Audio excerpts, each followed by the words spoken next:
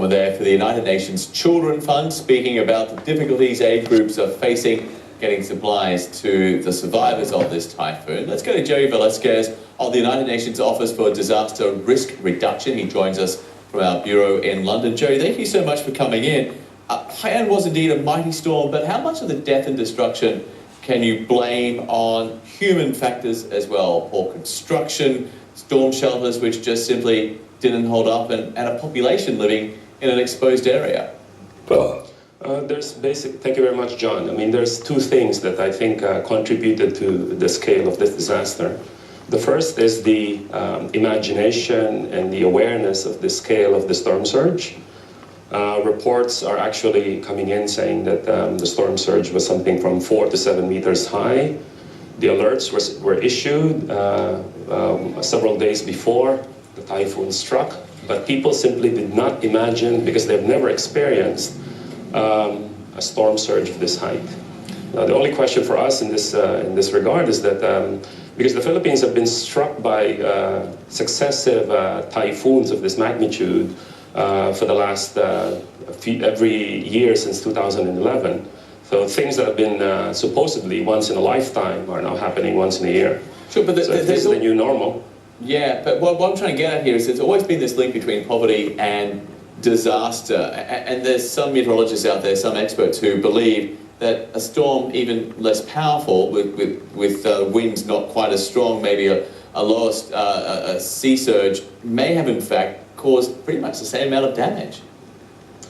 Yes, definitely, because as you know, Philippines is 126th on the GDP per capita worldwide, which basically means that most of the houses are built with light materials.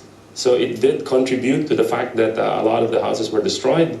The other thing is because many of these locations don't have shelters, and even if they did, even those shelters were destroyed. So do you think this will bring about some kind of rethink?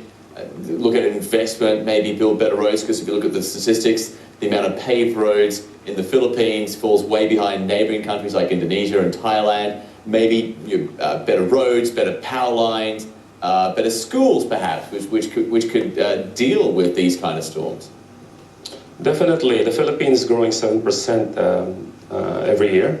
And I believe the government is looking for ways to, in fact, stimulate more economic growth. So investing in critical infrastructure like roads, bridges, hospitals, and also on things like schools, shelters, will in fact not only promote more growth, but maybe build more resilience of these people. Yeah, you talked about the economy there. Bloomberg was reporting that the entire cost of this disaster could be around $14 billion.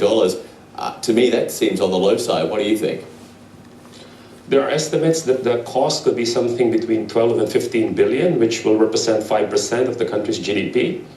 It is fortunate that that area is not really the economic hub. It represents 12%, 12.5%, I believe, of the country's output.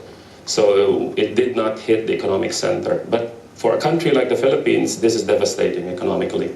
So what do you actually, so looking forward, I mean, there's all the relief which is coming in, the emergency relief which is coming in, you know, the next days, the next weeks, but looking forward for the next months, next years, can the Philippines deal with this by itself?